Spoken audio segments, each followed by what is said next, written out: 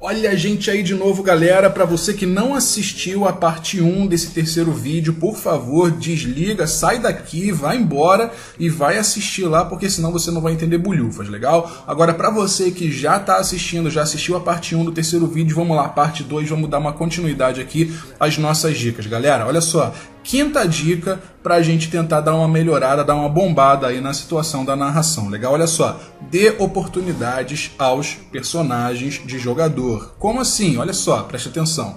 Todo jogador e, obviamente, todo personagem, ele quer crescer, ele quer se tornar poderoso, ele quer ser o cara sodástico, ele quer ser o bambambam. E entenda, isso é normal, certo? Ninguém constrói um personagem para fazer com que ele seja um Zé Ninguém a vida toda. Você constrói um personagem para fazer com que ele seja pelo menos um herói, pelo menos poderoso. Não precisa nem ser conhecido, mas pelo menos ser forte, ser poderoso, tal. Conseguir mudar alguma coisa de acordo com a vontade dele, ok?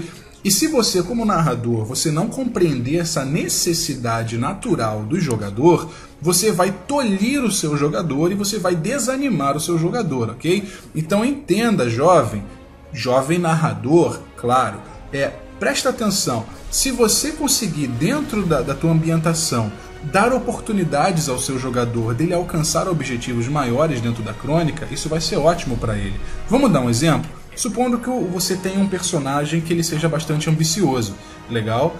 Ele é da nobreza. O que um nobre ambicioso deseja? Poder. Cara, oferece o trono, olha, você tem a chance de conseguir dominar essa cidade, você vai ser o rei dessa cidade, você vai ser o regente dessa cidade, legal? Olha só, você tem um personagem que ele é louco por dinheiro, ele é ambicioso, mas no sentido monetário, não no sentido de poder político.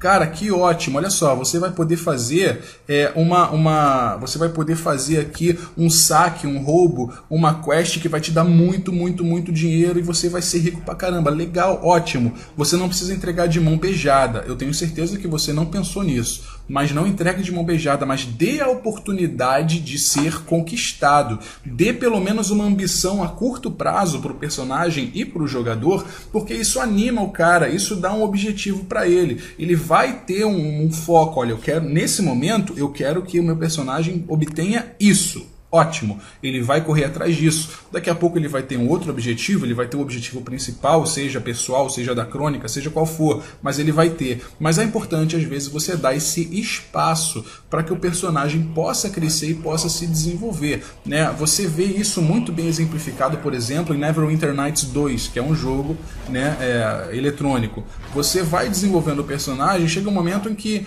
o rei dá de presente para ele uma província, ele tem que administrar aquela província, as pessoas daquela província se tornam ali servos dele, soldados dele, que ele precisa comandar, ele precisa levar adiante, ele precisa treinar para ganhar a guerra. Então tudo isso vai dando uma moral, você fica feliz, cara, quando isso acontece com o teu personagem. Então por que às vezes a gente, como narrador, tolhe o personagem? A gente quer sede de poder, né, cara? Fala sério, sede de poder. Não, eu sou o narrador, eu mando aqui, nenhum personagem pode ser mais poderoso do que os meus. É mais ou menos isso, cara. Mas por favor, gente, vamos dar uma brecha, né? Vamos deixar a galerinha ganhar uma ou duas, porque vale a pena e você vai animar com certeza a tua galerinha, legal? É muito importante, saia do lugar, né? Isso já é a nossa sexta dica aí. Saia do lugar. Gente, eu já cansei de entrar em salas e em mesas de jogos onde o narrador enrola e a gente não sai do lugar, nunca. Mesmo ambiente, às vezes você, não estou falando nem de você sair de uma sala, de uma cena, mas às vezes o ambiente é o mesmo, é a mesma cidade, é a mesma visão, é o mesmo campo, é o mesmo tudo, cara. Então entenda, é bom às vezes você explorar um pouco a ambientação do teu mundo, certo? Você sair um pouco daquela ambientação, mesmo em mundos modernos, por exemplo, onde isso é um pouquinho mais difícil, dá para você trabalhar, entendeu? Esse tipo de coisa. Então olha só, saiba a hora de avançar a história, entendeu? Faz com que as coisas aconteçam. você não precisa também, falando assim, tirando um pouco essa questão assim, de ambiente, de cenário, falando de andamento de crônica, você não precisa fazer com que o teu personagem narre absolutamente tudo. Ah, eu andei, eu entrei no quarto, eu tirei a roupa, eu tirei o calçado, depois eu fui no banheiro, me lavei, fiz cocô, tava fedido, saiu um milhozinho lá no meio, e depois eu fui dormir, acordei no outro dia, penteei o cabelo, escovei o dente. Gente, pelo amor de Deus, isso não precisa ser feito, legal? Existem coisas que não tem necessidade de você narrar, assim como eu não tinha necessidade de falar do milho. Ah, mas eu falei. Legal pra quê? Pra demonstrar que tem certos tipos de coisa que você não precisa fazer, cara. Você não precisa pedir pro jogador interpretar, por favor. Então, assim, concluiu, vamos lá, divida a sua crônica em cenas. Concluiu uma cena importante, não interessa o que o jogador, o que o personagem fez no meio, sabe? Isso já está meio que inconsciente. Todo mundo sabe aonde ele está, o que ele pode ter feito, se ele pode ter ido ali, dormido aqui, não sei. Mas enfim, depois você parte para uma outra cena, em outro ambiente, em outro lugar, com outros personagens, outros NPCs. Parte para outra cena, para quê? Para você dar continuidade à história, certo? Você não precisa sempre narrar, por exemplo, uma coisa horrível, que eu vejo muito isso, sabe aonde? Em narradores de Vampiro à Máscara. Ah, eu quero me deslocar de um bairro para outro. O que você faz? Ah, eu chamo um táxi. Ah, você não tem dinheiro. Ah, então eu vou roubar o táxi. Cara, isso é clichê demais. Eu já vi isso mais de 2, 3 salas, cara. É sempre assim.